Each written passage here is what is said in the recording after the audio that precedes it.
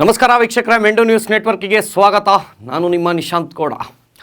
ರೇಣುಕಾ ಸ್ವಾಮಿ ಹತ್ಯೆ ಕೇಸಲ್ಲಿ ಏನು ದರ್ಶನ್ ಅವರು ಅರೆಸ್ಟ್ ಆಗಿ ಈಗ ಬಳ್ಳಾರಿ ಜೈಲಲ್ಲಿ ಇದ್ದಾರೆ.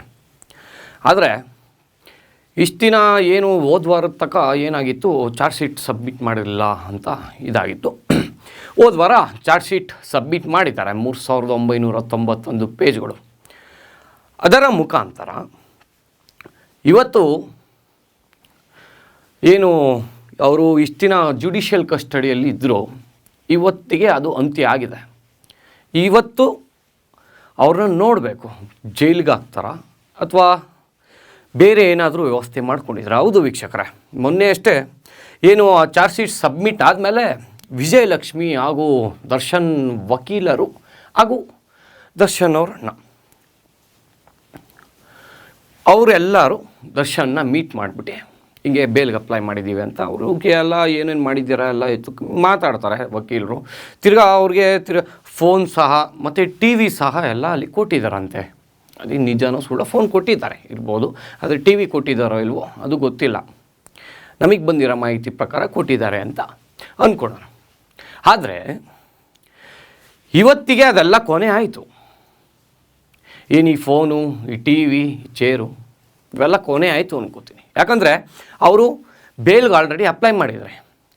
ಇವತ್ತು ಏನು ಅವರು ಜುಡಿಷಿಯಲ್ ಕಸ್ಟಡಿಯಲ್ಲಿದ್ದಿದ್ದು ಎಂಡ್ ಆಗಿದೆ, ಇವತ್ತಿಗೆ ಅದು ಮುಗೀತು. ಇವಾಗ ಕೋರ್ಟ್ ಏನು ಹೇಳುತ್ತೋ ಅದೇ ಫೈನಲ್ ಡಿಸಿಷನ್.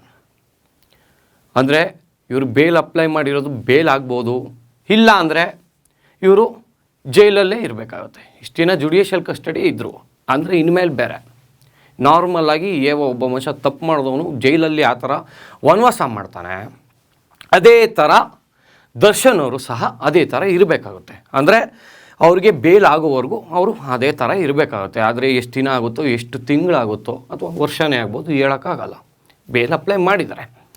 ಆದರೆ ಇವತ್ತು ಎಲ್ಲ ಏನು ಈ ಡಿ ಗ್ಯಾಂಗ್ ಏನಿದೆ ಎಲ್ಲ ಕೈದಿಗಳನ್ನೂ ಇವತ್ತು ಕೋರ್ಟ್ಗೆ ಸಬ್ಮಿಟ್ ಮಾಡ್ತಾರೆ. ಯಾಕಂದರೆ ಅವ್ರ ವಿಚಾರಣೆ ಈಗ ಚಾರ್ಜ್ ಶೀಟ್ ಸಬ್ಮಿಟ್ ಆಗಿದೆಯಲ್ಲ, ಅದಕ್ಕೋಸ್ಕರ ಎಲ್ಲರೂ ವಿಚಾರಣೆ ಮಾಡಬೇಕು. ಆದರೆ ಒಬ್ಬೊಬ್ಬರು ಒಂದೊಂದು ಕಡೆ ಇದ್ದಾರೆ. ಈಗ ದರ್ಶನ್ ಅವರು ಬಳ್ಳಾರಿಲಿದ್ದಾರೆ, ಇನ್ನೊಂದು ಸ್ವಲ್ಪ ಜನ ತುಮಕೂರಲ್ಲಿದ್ದಾರೆ, ಇನ್ನೊಂದು ಸ್ವಲ್ಪ ಜನ ಮೈಸೂರಲ್ಲಿದ್ದಾರೆ, ಇನ್ನೊಂದು ಸ್ವಲ್ಪ ಜನ ಬೆಂಗಳೂರಲ್ಲಿ ಸಹ ಇದ್ದಾರೆ. ಟೋಟಲಿ 17-18 ಜನ ಇದ್ದಾರೆ. ಅವ್ರನ್ನೆಲ್ಲರನ್ನೂ ಸಹ ಇವತ್ತು ವಿಡಿಯೋ ಕಾನ್ಫರೆನ್ಸ್ ಮೂಲಕ ಕೋರ್ಟು ಮಾತಾಡಿಸುತ್ತೆ.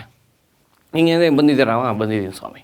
ನೀವು ಬಂದಿದ್ದೀರಾ? ನಾನು ಬಂದಿದ್ದೀನಿ ಸ್ವಾಮಿ. ಅದೇ ಥರ ಮಾತಾಡ್ಬಿಟ್ಟು ಏನು ಯಾರ್ಯಾರು ಬೇಲ್ಗೆ ಅಪ್ಲೈ ಮಾಡಿರ್ತಾರಲ್ಲ, ಇವತ್ತು ಅವ್ರ ಬಗ್ಗೆ ಮಾತಾಡ್ತಾರೆ. ಈಗ ದರ್ಶನ್ ಅವ್ರು ಮಾಡಿದ್ದಾರೆ, A5 ಅಂತ ಇನ್ನೊಬ್ರು ಇರ್ತಾರೆ, ಅವ್ರಿಗೂ ಸಹ ವಿಜಯಲಕ್ಷ್ಮಿ ಅವರೇ, ಅವರು ಮನೇಲಿ ಯಾರೂ ಲಾಯರ್ ಇಕ್ಕಿರಲಿಲ್ಲ, ವಿಜಯಲಕ್ಷ್ಮಿ ಅವರೇ ಅವರು ಸಹ ಇಕ್ಕಿರೋದು, ಅವ್ರಿಗೂ ಬೇಲ್ಗೆ ಅಪ್ಲೈ ಮಾಡಿದ್ದಾರೆ. ಆದರೆ ಬೇಲ್ ಆಗುತ್ತೋ ಇಲ್ವೋ ದಟ್ ಈಸ್ ಸೆಕೆಂಡ್ರಿ.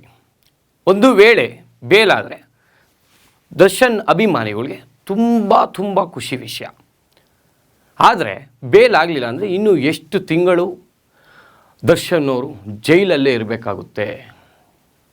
ಊಟ ಏನು, ತಿಂಡಿ ಏನೋ ಕೇಳ್ತಾರೆ, ನನಗೆ ಮನೆ ಊಟ ಬೇಕು ಅಂತ, ನನಗೆ ಟಿ ವಿ ಬೇಕು ಅಂತ ಟಿ ವಿ ಕೊಟ್ಟಿದ್ದಾರೆ, ನಂಗೆ ಫೋನ್ ಬೇಕು ಅಂದರೆ ಫೋನ್ ಕೊಟ್ಟಿದ್ದಾರೆ.